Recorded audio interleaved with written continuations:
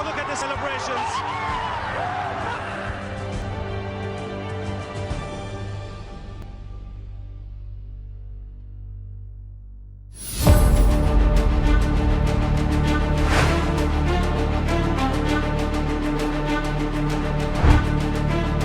Football কিংবা অন্যান্য খেলায় ড্র হওয়া ম্যাচের ফলাফল বের করতে টাই ব্রেকার খুবই পরিচিত একটি মাধ্যম। সীমিত ওভারের ক্রিকেটেও টাই হওয়া ম্যাচে জয় পরাজয় নির্ধারণের জন্য রয়েছে সুপার ওভার। তবে ক্রিকেট খেলাটিও একবার টাই ব্রেকারের সাক্ষী হয়েছিল, সেটিও ভারত পাকিস্তানের মতো দ্বৈরথে।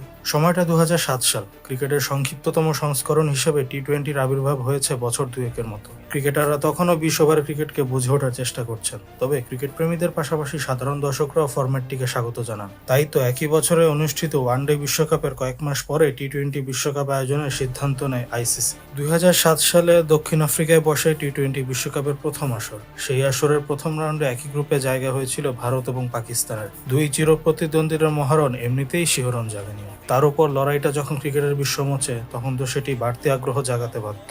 14 সেপ্টেম্বর 2007 ডারবানের কিংসমিড স্টেডিয়ামে পরস্পরের বিরুদ্ধে মাঠে নামে ভারত ও পাকিস্তান। তখনও হয়তো কেউ জানতো না এই ম্যাচটি ইতিহাসের পাতায় একটি রোমাঞ্চকর সমাপ্তির জন্য জায়গা করে নেবে। সেই মহারণে টস জিতে ভারতীয়দের ব্যাটিংয়ের আমন্ত্রণ জানান পাকিস্তান দলপতি শোয়েব মালিক। যদিও ব্যাট হাতে ভারত খুব একটা সুবিধা করতে পারছিল না, বরং পাকিস্তানের বোলিং তোপে রান তুলতে রীতিমতো হাঁসফাঁস করছিল ভারতীয় ব্যাটাররা। তবুও রবিন উথাপ্পার 50 আর অধিনায়ক মহেন্দ্র সিং ধোনি 33 রানের উপর ভর করে নির্ধারিত 20 ওভারে 9 উইকেট হারিয়ে ভারতের সংগ্রহ দাঁড়ায় 141। ভারতের বোলাররা অবশ্য পাকিস্তানকে ছেড়ে কথা বলেনি, বরং ভারতীয়দের নিয়ন্ত্রিত বোলিংয়ে পাকিস্তানি এক পর্যায়ে খাদের কিনারায় চলে গিয়েছে।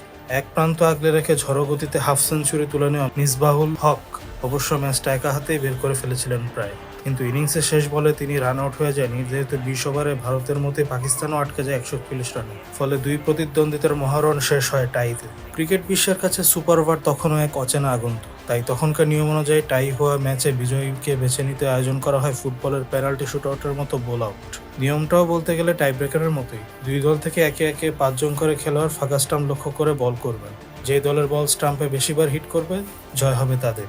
বোল আউটের জন্য নিয়মিত বোলারদেরই বেছে নেন পাকিস্তান অধিনায়ক শোয়েব মালিক। তবে তৎকালীন সময়ে সদ্য ভারতের অধিনায়কত্ব পাওয়া মহেন্দ্র সিং ধোনি নেন একটি সাহসী সিদ্ধান্ত। অভিজ্ঞ বোলারদের পরিবর্তে তিনি বেছে নেন নিখুঁত নিশানায় বল রাখতে পারা খেলোয়াড়দের। শুধু তাই না, ধোনি স্টাম্পের ঠিক পেছনে হাঁটু গেড়ে বসেন যেন বোলাররা সহজেই টার্গেট রাখতে পারে। মূলত ধোনির এই দুটো কার্যকরী মাস্টার স্ট্রোকই বোল আউটের ভাগ্য নির্ধারণ করে।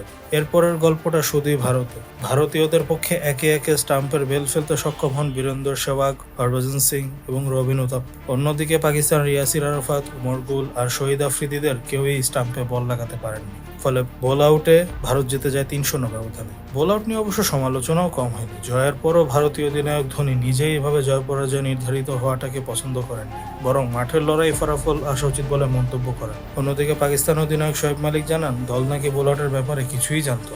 তবে টাই ম্যাচের ক্ষেত্রে এরপর ক্রিকেটকে কখনোই বোল আউটের শরণাপন্ন হতে হয় না, বরং সেটির জায়গায় নিয়েছে সুপার ওভার। আধুনিক ক্রিকেটে হয়তো এখন সুপার ওভার আছে, কিন্তু 2007 সালের সে বোল আউট আজও প্রতিটি ক্রিকেট প্রেমীর হৃদয় অমলে। আপনাদের কি মনে হয়, বর্তমান ক্রিকেটে আবার সে বোল আউট ফিরিয়ে আনার দরকার আছে কি, নাকি সুপার ওভারই যথোপযুক্ত? কমেন্টে জানান আপনাদের মূল্যবান মতামত। ভিডিওটি ভালো লাগলে লাইক, কমেন্ট, শেয়ার করুন। এমন আরও ভিডিও দেখতে আমাদের চ্যানেলটি সাবস্ক্রাইব করুন। দেখা হবে পরবর্তী কোনো ভিডিওতে।